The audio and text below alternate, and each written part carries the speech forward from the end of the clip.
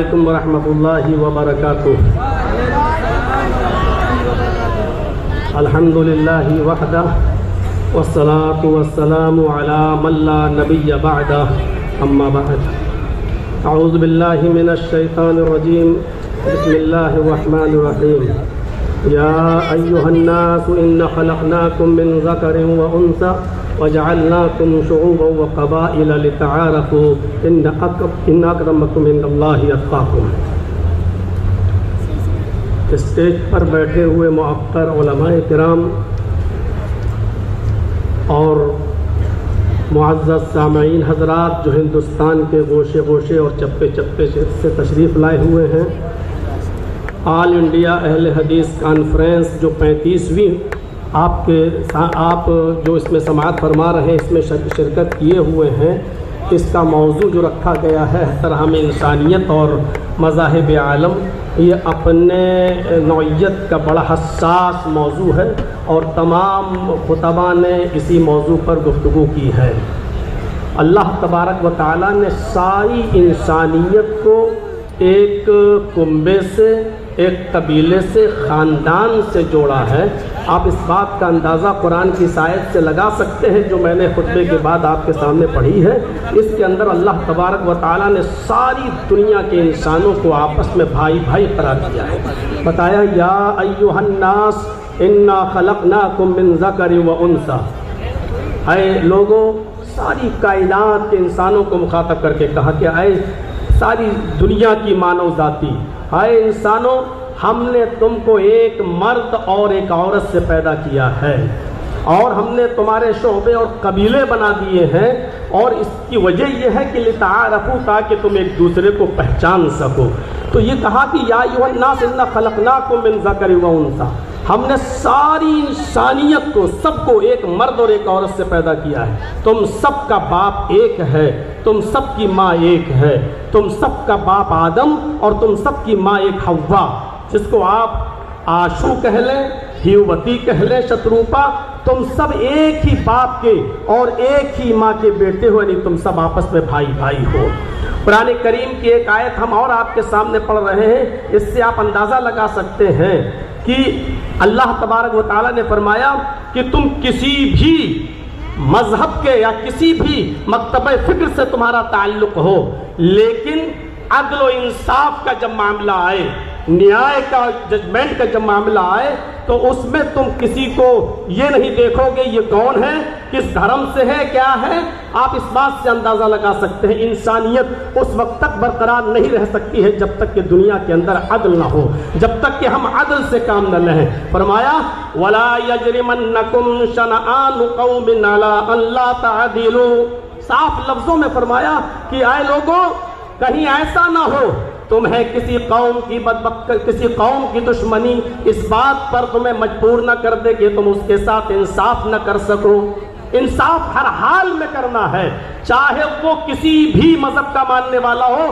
یہ نہیں دیکھنا ہے کہ یہ کون ہے، اس سے ہمارا تعلق قریبی ہے تو اس کے فیور میں فیصلہ کر دیا جائے۔ اسلام کی تاریخ کا اگر آپ مطالعہ کریں گے تو ایسے ایسے مناظر آپ کے سامنے آئیں گے کہ حضرت علی رضی اللہ تعالیٰ عنہ کے زمانے میں ایک یہودی مجرم ثابت ہو گیا اور اس کو کوڑے لگانا تھے، لہذا حضرت علی رضی اللہ تعالیٰ عنہ نے حکم دیا کہ اس یہودی کو کوڑے لگائے جائیں، اور کوڑے لگانے والا حضرت علی کا غلام تھا قمبر، اس نے کوڑے لگائے، کوڑے لگانے میں کنفیوز ہو گیا کہ ہم نے اس کو 9 کوڑے مارے ہیں یا 10 مارے ہیں، لہذا اس نے یہ سوچ کر کہ 9 ہی لگے ہوں گے، ایک کوڑا اور مار دیا۔ جب اس کو کوڑا لگ گیا تو پھر اس نے حضرت علی رضی اللہ تعالیٰ عنہ سے کہا کہ امیر المومنین، آپ کے خادم نے، آپ کے غلام نے ایک کوڑا مجھے زیادہ مارا ہے اور مجھے اس کا انتقام چاہیے۔ فوراً اسی وقت حضرت علی رضی اللہ تعالیٰ عنہ نے قمبر سے کہا کہ اے قمبر ادھر آؤ اور دیکھو یہ یہودی کیا کہہ رہا ہے۔ قمبر نے اعتراف کیا کہ ہاں امیر المومنین، مجھے شک ہے، پتہ نہیں 9 مارے تھے یا 10، تو یہ سوچ کر کہ 9 ہی مارے ہوں گے، ایک اور میں نے مار دیا۔ مجھے اعتراف ہے اس بات کا کہ ہو سکتا ہے کہ ایک کوڑا زیادہ لگ گیا ہو۔ حضرت علی نے فرمایا اب تم کھڑے ہو جاؤ، اور اس یہودی سے کہا کہ کوڑا لو اپنے ہاتھ میں، اور اس یہودی سے کہا کہ تم اپنا انتقام لے لو، بدلہ لے لو، اور ایک کوڑا اس یہودی نے مارا حضرت علی کے غلام۔ میں کہنا یہ چاہتا ہوں انسانیت اسی وقت محفوظ رہ سکتی ہے، اس کا تحفظ اسی وقت ہو سکتا ہے جب آپ عدل سے کام لیں گے، اور جہاں عدل و انصاف ختم ہوا وہاں انسانیت بھی مجروح ہوگی، انسانیت کا بھی خون ہوگا۔ اس لیے ہر حال میں اگر آپ یہ چاہتے ہیں کہ انسانیت مجروح نہ ہو، انسانیت محفوظ رہے، تو آپ کو عدل و انصاف قائم کرنا ہوگا، اور جتنا زیادہ عدل ہوگا دنیا میں اتنا ہی زیادہ امن ہوگا۔ آپ کو شاید یاد ہوگا حضرت علی رضی اللہ تعالیٰ عنہ نے بھی ایک یہودی کے خلاف مقدمہ دائر کر دیا تھا قاضی شریح کی عدالت میں کہ میری ایک زرہ ایک یہودی کے پاس ہے، اور جب یہودی کو پیش کیا گیا تو یہودی نے کہا وہ زرہ میری ہے۔ حضرت علی سے کہا گواہ پیش کرو۔ حضرت علی نے جو گواہ پیش کیے تھے شرعی اعتبار سے ان گواہوں کی کوئی حیثیت نہیں تھی۔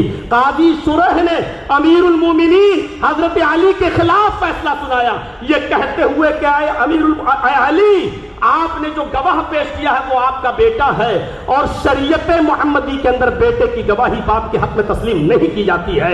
اے علی، آپ نے دوسرا گواہ اپنا غلام پیش کیا ہے، غلام کی گواہی بھی مالک کے حق میں آقا کے حق میں قبول نہیں کی جاتی ہے، لہذا یہ زرہ کا مالک یہودی ہے۔ حضرت علی کے خلاف فیصلہ سنایا۔ یہ عدل، یہ انصاف ہمیں یہ بتلا رہا ہے کہ جب اس طریقے کا عدل تھا، جب اس طریقے کا انصاف تھا تو انسانیت چین اور سکون کا سانس لیتی تھی۔ یقیناً آج عدل و انصاف ہمارے معاشرے سے ختم ہوتا چلا جا رہا ہے۔ وہ ملک شام کا وہ واقعہ بھی ہمارے اور آپ کے سامنے آنا چاہیے کہ حضرت عمر فاروق جب ملک شام گئے تو ایک 12 سال کے یہودی بچے نے عمر ابن عاص کے بیٹے کے خلاف شکایت کی کہ امیر المومنین، ہمیں عمر ابن عاص کے اس بچے نے اس یہودی نے کہا کہ عمر ابن عاص کے بیٹے نے ہمیں کو گھوڑا مارا ہے، میرا گھوڑا اس سے آگے نکل گیا تھا ریس میں۔ حضرت عمر فاروق نے یہ سنا تو فوراً غصے سے لال پیلے ہوئے حضرت عمر ابن عاص سے کہا کہ یہ کیا ہو رہا ہے۔ فوراً بلایا گیا، بیٹے نے عمر ابن عاص کے بیٹے نے اپنا جرم کا اقبال کیا اور اس یہودی بچے سے کہا کہ تو بھی اپنا انتقام لے لے۔ ہماری حکومت، ہماری خلافت، ہماری چودراہٹ، سب کچھ ہونے کے باوجود خود عمر ابن عاص کے بیٹے کو اس یہودی بچے نے کوڑا لگایا۔ میں علامہ احسان الہی ظہیر کی ایک بار تقریر سن رہا تھا، انہوں نے تو اپنے خطاب کے اندر یہ بھی کہا کہ ایک کوڑا حضرت عمر فاروق نے اپنے خاتم سے کہا کہ عمر ابن عاص کو بھی لگاؤ۔ جب عمر ابن عاص کو کوڑا لگا تو انہوں نے پوچھا کہ مجھے کیوں کوڑا مارا جا رہا ہے، میرا کیا قصور ہے؟ تو فرمایا تمہارا قصور یہ ہے کہ تم نے اپنے بیٹے کو صحیح تربیت نہیں دی ہے، اگر تم نے اپنے بیٹے کو صحیح تربیت کی ہوتی تو تمہارا بیٹا ناجائز کسی یہودی بچے کو کوڑا نہیں مارتا۔ یہ تحفظ انسانیت کا میرے بھائیوں وہ دور تھا جب عدل تھا، جب انصاف تھا، تو اس طریقے سے ہمارے معاشرے اور سماج اور سوسائٹی کے اندر انسانیت کا تحفظ تھا۔ آج ذرا آپ اپنے علاقوں میں دیکھیں، اپنے ملک کی بات تو چھوڑ دیجئے، کسی ایک چھوٹی بستی کے اندر بھی آپ کو عدل کے یہ نمونے نہیں ملیں گے، عدل کی یہ چیزیں آپ کے سامنے نہیں آئیں گی۔ قرآن کریم تحفظ انسانیت کے سلسلے میں اتنی عظیم بات کہتا ہے۔ میں جانتا ہوں جن لوگوں نے دیگر ادیان کا مطالعہ کیا ہوگا ان کو اچھی طریقے سے معلوم ہوگا کہ اس طریقے کی کوئی بات دوسرے مذہب میں اس کا عشر عشیر بھی نہیں ملے گا، 10واں حصہ بھی نہیں ملے گا۔ من قتل نفسا بغیر نفس او فساد فکأنما قتل الناس جميعا، جس نے کسی ایک انسان کو قتل کر دیا، نفس واحد کا قتل کیا، ہندو مسلم کی قید نہیں، کسی ایک انسان کو اگر قتل کر دیا تو قرآن کہتا ہے، یہ ہمارے اسلام کے اصول اور ضابطوں میں شامل ہے، صاف طور پر اللہ تبارک و تعالیٰ نے فرمایا کہ اس قاتل کو یہ جان لینا چاہیے کہ وہ صرف نفس واحد کا قاتل نہیں ہے، وہ ایک انسان کا قاتل نہیں ہے، فَكَأَنَّمَا قَتَلَ النَّاسَ جَمِيعًا، وہ ساری انسانیت کا قاتل ہے۔ ذرا تصور کریں، اس سے اگر مسئلے نکالیں تو بہت کچھ نکالے جا سکتے ہیں۔ ایک انسان کا قتل پوری دنیا کی انسانیت کا قتل. یعنی اگر آپ نے کسی ایک انسان کو اس کی ماں کی گالی دے دی تو آپ اس اکیلے کو گالی نہیں دے رہے ہیں, پوری ساری کائنات کی انسانیت کی ماں کو آپ گالی دے رہے ہیں. اگر آپ نے کسی ایک انسان کو ستایا تو ساری کائنات کے انسانوں کو آپ ستا رہے ہیں. یہ ہے اسلام کا تحفظ انسانیت کا نظام. انسانیت کو اتنا زیادہ عروج دیا ہے اور اتنا زیادہ اہمیت کی ہے کہ ہر انسان کو سوچنا چاہیے. جب ماحول خراب ہوتے ہیں تو جنگیں بھی ہوتی ہیں.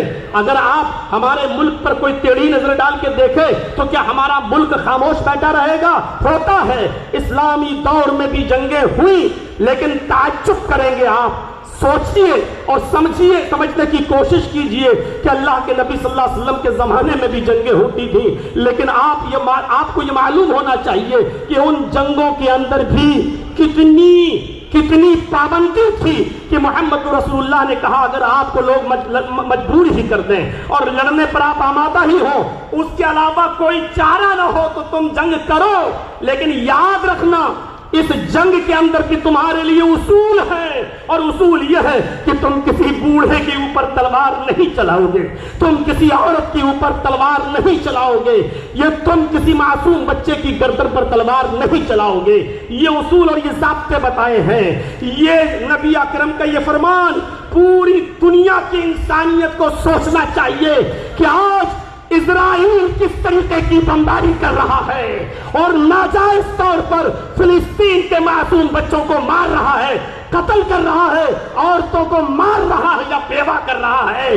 ساری دنیا کی انسانیت خاموش بیٹھی ہوئی ہے. وہ بچوں ہی کو ظلم و ستم کا نشانہ بنا رہا ہے, وہ وہاں کے لوگوں کو ناجائز طور پہ مار رہا ہے. میں کہنا یہ چاہتا ہوں کون غلط کون صحیح ایک الگ مسئلہ ہے, لیکن یہاں انسانیت مجروح ہو رہی ہے. محمد رسول اللہ صلی اللہ علیہ وسلم نے اس دور میں بھی یہی کہا تھا کہ کوئی بھی شخص جو ہے کسی بوڑھے کی گردن پہ تلوار نہ چلائے, کوئی بھی شخص کسی معصوم کی گردن پہ تلوار نہ چلائے, کوئی بھی شخص کسی عورت کو نہ مارے, کسی بوڑھے کو نہ مارے. یہ اصول اور یہ ضابطے متعین کیے تھے اسلام نے. میرے بھائیوں, نبی اکرم صلی اللہ علیہ وسلم کے زمانے میں بھی جنگیں ہوا کرتی تھیں, اور آپ غزوات و سرایا کی تعداد جوڑیں. علامہ ابن القیم الجوزی رحمۃ اللہ علیہ نے زاد المعاد میں لکھا ہے کہ نبی اکرم صلی اللہ علیہ وسلم کے زمانے میں آپ کے غزوات و سرایا کی تعداد جوڑی جائے تو تقریباً 80 ہے. 54 تو وہ غزوات ہیں جس میں نبی اکرم شامل ہوئے, اور 26 کو جس میں آپ شریک نہیں ہو سکے. تو 80 غزوات و سرایا میں اگر دیکھا جائے تو جو لوگ مارے گئے ان کی تعداد تھی 1018. 80 جنگوں میں وہ بھی غیر مسلم اور مسلمان دونوں کو جوڑا جائے 1018. اگر 80 سے ڈیوائیڈ کر دو تو 13-14 بھی ایک جنگ میں نہیں پڑ رہے ہیں. تو یہ تھی تحفظ انسانیت کا میرے بھائیوں ایک معیار جو اسلام نے متعین کیا ہے. اللہ تبارک و تعالیٰ سے دعا ہے کہ بار الہ ہماری خطاؤں کو معاف فرما کر ہمیں انسانیت کے تحفظ کی بقا کے لیے ہمیں کوشش کرنے والا بنا دے. وما علینا الا البلاغ المبین. وآخر دعوانا الحمد للہ رب العالمین. السلام علیکم ورحمۃ اللہ وبرکاتہ.